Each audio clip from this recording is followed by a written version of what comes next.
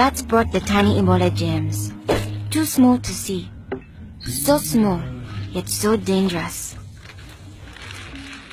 Without realizing, grandfather rubbed a little blood in his eye.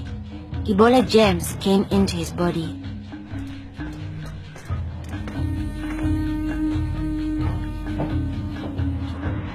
Days went by. Then grandfather got a terrible fever and weakness. We thought it was malaria, but he was soon much worse. He had vomiting and diarrhea. His fever got even higher. I ran to get the nurse. But grandfather had already died. I was heartbroken. The nurse thought it might be Ebola, a disease caught from bush meat, but which spreads from person to person. Others in our region had already died of this new disease. Unless we understood the disease and followed the rules, it could spread further and kill many more people. She explained that Ebola was in the body fluids of someone who was sick or had died of Ebola. Their sweat, tears, mucus, saliva, vomit, diarrhea, urine, breast milk, sexual fluids, and blood. When we touch a sick person's body fluids, the Ebola germs can get into small breaks in our skin or into our eyes, nose, or mouth. The Ebola germs spread into our body and make us sick. When somebody dies of Ebola, that body is much more contagious. No one should ever touch the dead body. The nurse advised us to wash our hands with soap and water right away. She contacted the trained burial team to help us bury grandfather's body safely. The burial team came. They comforted us and explained what they had to do to protect us. The team wore protective clothing that kept them safe from the dangerous germs.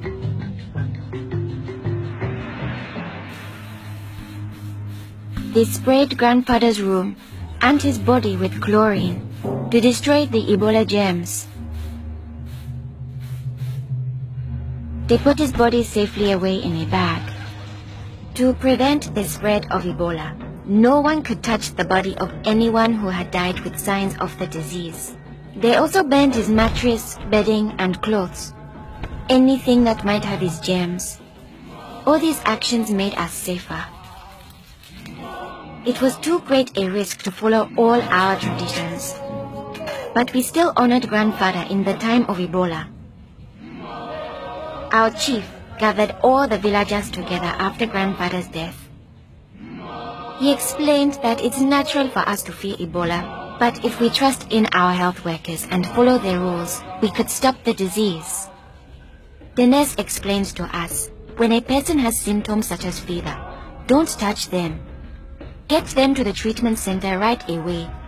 They will have the best chance of surviving and they won't spread Ebola. She advised us to wash our hands with soap and water many times a day. The whole village agreed to follow these rules. Since we all had close contact with grandfather, we were at risk of getting Ebola. We had to stay home.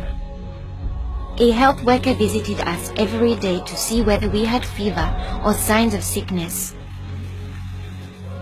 We would show signs within 21 days if we had Ebola.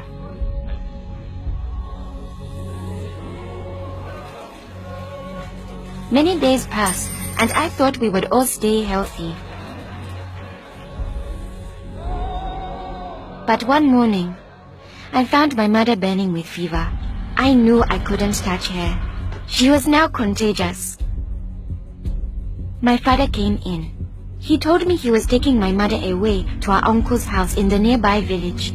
He was afraid to take her to the treatment center, afraid he'd never see her again.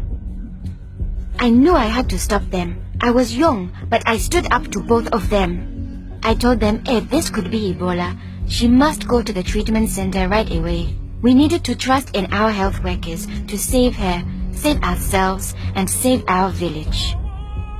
I saw in their faces that they understood. Running away would only lead to more death and suffering. My mother tested positive for Ebola. They found her a bed. At first, the health workers looked scary, but I knew they wore the suits to protect themselves.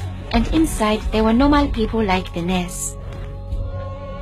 They took good care of my mother. They gave her fluids, medicine, and food, and helped her body stay strong to fight Ebola. I missed my mother very much, but I could still talk to her on the phone. Sadly, some people in my village didn't survive, but my mother got better day by day. Soon, we were able to see her from a safe distance. One day, the nurse announced that my mother would live. Now we were safe to hug and kiss her. It was a day to celebrate. Our village followed the rules. We trusted our health workers, brought our sick for care right away, called for the safe burial team when one of our people died, and we always washed our hands with soap and water.